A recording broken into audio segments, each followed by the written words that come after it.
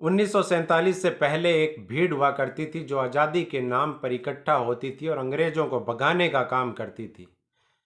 लेकिन 1947 के बाद में धीरे धीरे देश जब से आज़ाद हुआ है उसके बाद में एक ऐसी भीड़, एक ऐसा चेहरा हमारे सामने आया है जो इस लोकतंत्र के लिए और हमारी न्याय व्यवस्था के लिए यानी एक धब्बे के समान है। और इस लोकतंत्र पे ऐसी भीड़ें यानी कलंक साबित हो रही है। किस भीड़ की बात करें? जो भीड़ यानी एक इंसान को अकेला देख करके यानी उसको मार दिया जाता है, या एक ऐसी भीड़ की यानी जो किसी माँ के लाल को यानी अपने पैरों के नीचे कुचल देती है। उस भीड़ में सिर्फ 4 या 5 लोगों को छोड़ करके यह पता भी नहीं होता कि इस इंसान का दोष क्या था या ये इसने किया क्या था। दोस्तों, बात करता हूँ आज यानी उस भीड़ तंत्र की जहाँ वो देश में लगातार ये फैलता जा रहा है, जहाँ पर यानी कानून व्यवस्था को एक चुनौती दी जा रही है। तो नमस्कार दोस्तों, मैं हूँ राजकुमार स्वामी और आप देख रहे हैं आपकी आवाज़, आपका चैनल। तो दोस्तों, सबसे पहले तो मैं आपको एक बात यानी इस वीडियो में पहले ही फाइनल कर देना चाहता हूँ कि ना तो मैं किसी सरकार को दोष दूंगा, क्योंकि सरकारें जो हैं वो भीड़ को नियंत्रित नहीं करती है, और ना ही मैं किसी पार्टी को दोष दूंगा कि यानी वो पार्टी जो है वो ऐसा कर सकती थी। जब दोष हमारा है तो यानी सरकारों को हम क्यों किए यानी दोषित ठहराएंगे और क्यों उन सरकारों पे यानी हम आरोप लगाएंगे। और आज के मेरे इस वीडियो में हर उस राज्य सरकार का यानी हर उस स्टेट का यानी कारनामा है जहां पर भीड़ तंत्र ने कुछ ना कुछ जरूर किया है।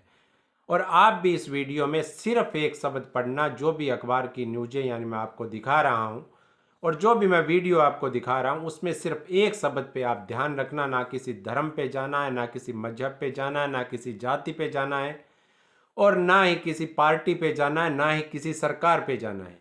सिर्फ एक शब्द उसमें जरूर पढ़ना, भीड़, जो आज इस देश के कानून के लिए यानी सबसे खतरनाक साबित होती जा रही है। इस भीड़ की अगुवाई कौन करते हैं, कौन सी जाति या धर्म के, वो कोई नहीं होते। उस भीड़ का कोई चेहरा नहीं होता, उस भीड़ की कोई जाति नहीं है, उस भीड़ का कोई धर्म नहीं है। उस भीड़ को सिर्फ यह होता है कि एक इंसान अगर अकेला है उसको किस लिए हम मार रहे हैं, किस लिए पीट रहे हैं। अब आप इस वीडियो में देखेंगे कि ऐसे ऐसे यानी एक चावल की यानी चोरी करने के आरोप में एक भीड़ ने यानी एक इंसान को मार दिया जाता है। क्या उसने उसकी गरीबी नहीं देखी होगी, या उसका इतना बड़ा दोस्त था कि चावल की चोरी से उसको यानी उसके लिए मार दिया जाता है। बंगाल की आप भीड़ देखेंगे तो यानी एक 10-12 लोगों को घरों में बंद करके और उस भीड़ द्वारा उन लोगों की निर्मम हत्या यानी उनको जला दिया जाता है। अब कोई जाति, कोई धर्म, आप इस चीज को छोड़ दीजिए कि यानी किस पे अत्याचार हो रहा है। आप तो यह देखिए कि ये भीड़ है क्या, जो यानी खतरनाक रूप लेती जा रही है। क्या इतनी भी हमारे अंदर इंसानियत नहीं है? इस भीड़ का हिस्सा कौन लोग हैं? क्या पढ़े लिखे लोग इस भीड़ का हिस्सा नहीं है? जब भी हम देखते हैं इस भीड़ का हिस्सा सबसे ज्यादा अगर देखा जाए तो युवा है। वो किसी जात के हैं, किस धर्म के हैं, किस मजहब के हैं, उससे कोई लेना देना नहीं। सबसे ज्यादा पढ़े लिखे युवा हैं। तो क्या इन युवाओं को हम सही रास्ते पर नहीं ला सकते? क्या इनके माता पिताओं का ऐसा कोई रोल नहीं है कि इनको यानी इस भीड़ का हिस्सा होने से हम बचा सकें?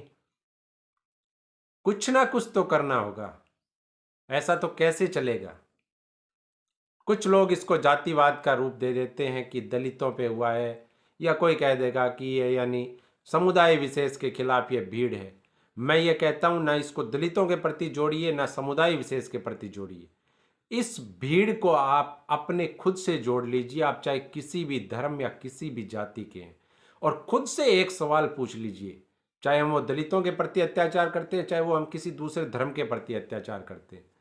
खुद से एक सवाल पूछना है कि क्या मुझे इस भीड़ का हिस्सा होना चाहिए, जो एक निर्दोष की, चाहे वो मान लिया कि वो दोषी था, लेकिन मुझे ये हक किसने दिया कि मैं दूसरे उस इंसान की जान ले लूं? मुझे यह हक किसने दिया? खुद से एक सवाल जरूर पूछना। क्या हमें इस भीड़ का हिस्सा बनने से इस देश की जो असली समस्याएं हैं वो खत्म हो जाएगी? क्या इस देश को आज़ादी जो मिली थी, यानी हमारे लिए जो लोग फांसी पे चढ़े थे इस देश की आज़ादी के लिए, क्या हम उनके सपनों का भारत इस भीड़ में शामिल होकर के बना सकते हैं? क्या ये जो आप खबरें देख रहे हैं, आप न्यूज़ देख रहे हैं, आप देखना, ये सभी अखबारों की, टीवी न्यूज़ों की ये खबरें यानी मैंने इस पे लगाई है। तो क्या यानी ये जो खबरें हैं आपके मन को यानी उद्वेलित नहीं करेगी? आपके मन को ठेस नहीं पहुंच रही इन चीज़ों से? आप किसी भी जाति, किसी भी धर्म या किसी भी बिरादरी के, मैं यह नहीं कहता हूँ आप अमीर हैं या आप गरीब हैं, यह भी मैं नहीं कहता हूँ, लेकिन मैं यह जरूर कहूँगा कि ये जो भीड़ का हिस्सा है ये इस देश के लिए बहुत खतरनाक है, इस देश के लोकतंत्र के लिए बहुत खतरनाक है। इस भीड़ का हिस्सा मत बनिए। अगर आपकी कोई समस्या है तो आप कानूनी रूप से आप उसका सहारा लीजिए। बहुत बार यह होता है, आजकल पढ़े लिखे लोग हैं, आजकल सोशल मीडिया पे आप अगर अपनी एक न्यूज़ डाल देते हैं कि इस आदमी ने ये गलत किया है तो वह न्यूज़ आधे घंटे में वायरल हो जाएगी, वायरल हो जाएगी वो न्यूज़। आप ये कहेंगे कि भी हाँ कानून का, अगर मान लो आपके पड़ोसी के साथ में कोई अत्याचार हो रहा है और वो यानी दुखी है, अगर वो पढ़ा लिखा भी नहीं है, आप उसकी न्यूज़ उठा करके आप डाल दीजिए। आजकल सभी जगह हेल्प डेस्क बने हुए हैं, पुलिस प्रशासन के पास भी पहले जैसे लोग नहीं रहे हैं। आप ये कहते हैं कि नेताओं का दबाव है, इस बात को भी आप भूल जाइए। कोई भी नेता, आजकल ऐसे नेता बहुत कम बचे हैं जो यानी खुद के ऊपर कुछ लेना चाहेंगे। वो अगर किसी को एक फ़ोन भी करते हैं तो 1000 बार सोचते हैं कि मैं इसकी पैरवी करूं या नहीं करूं, मेरा फ़ोन कहीं पे रिकॉर्ड नहीं हो जाए। तो दोस्तों, आप यानी एक यानी मसीहा बन सकते हैं किसी भी गरीब के लिए या किसी भी जुल्मित व्यक्ति के लिए जिसके ऊपर जुल्म हुआ है, उसके ऊपर अत्याचार हुआ है। इस भीड़ का हिस्सा मत बनिए। न्याय व्यवस्था को न्याय व्यवस्था रहने दीजिए। कानून की दृष्टि जो सही होगा, उसको अगर दोषी है तो उसके खिलाफ उसको न्याय मिलेगा। मानता हूं मैं कि न्याय में देरी लगती है, लेकिन यह भी हमारे को हक नहीं है कि हम इस न्याय को, जो देरी मिल रही है, उसकी वजह से हम अपने हाथों में कानून ले लें और हम खुद यानी न्याय के लिए अपने हाथों का इस्तेमाल करें या अपने पैरों का इस्तेमाल करें। किस को मार देते हैं हम लोग, पता चलता है। अभी वीरभूम बंगाल में हुआ, 12 लोग, उनकी लाशें देखी नहीं गई। ये जो भी आप फोटो देख रहे हैं, उनकी लाशें देखी नहीं गई थी। परसों उत्तर प्रदेश में एक हुआ था, यानी एक बाबर को मार डाला गया।